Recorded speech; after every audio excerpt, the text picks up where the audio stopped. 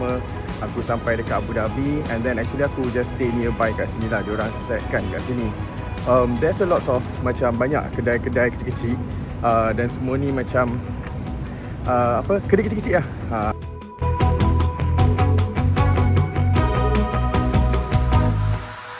The thing is, aku dari jauh aku dah nampak dah ada satu kedai ni, nama dia Chocolate World. So dia macam memang grab aku punya attention. So aku terus macam dari jauh aku terus datang kat sini. Was like macam heaven way. Ada few things lah, few items yang aku dah purchase and everything. Apa semua aku dah grab. And then banyak gila pilihan. Okay, bye.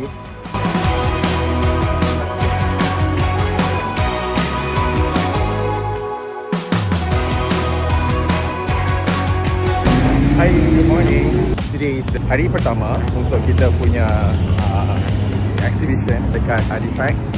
Alhamdulillah, cuma hari ni dia parking macam terjauh sikit, so kena jalan jauh. Traffic dia panas, panas, sangat-sangat panas. Kita pula macam ni, nampak dah cair dah. Bye.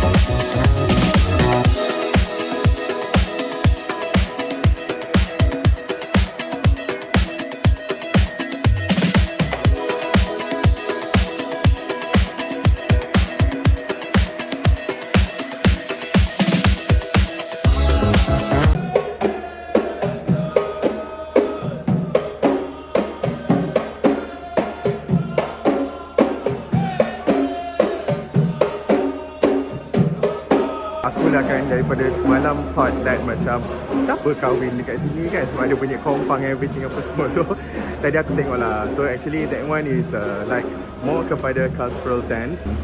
Okay, so tadi pun dia bagi test. I think this one is a coffee.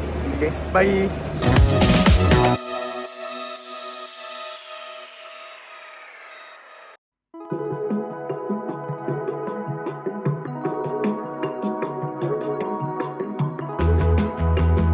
So hari ni kita try kebab yang macam ni pula. Lepas tu dia bagi dengan sekali kita tak pasti lah. Kalau selalu macam ni kan, dia punya food dia memang rasa banyak dan susah, lama lah nak makan.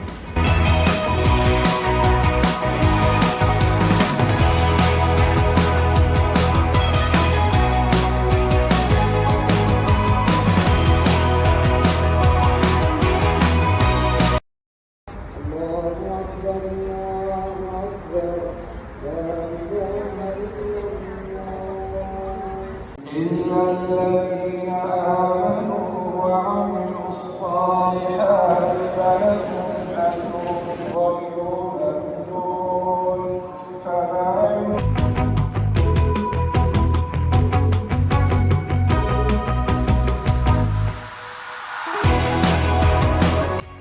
Tinggi gila.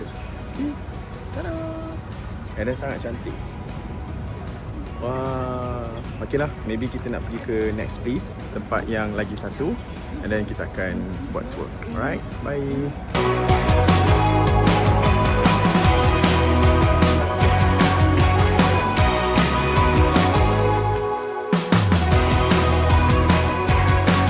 Next place aku pergi Museum of Future. Cantik kan?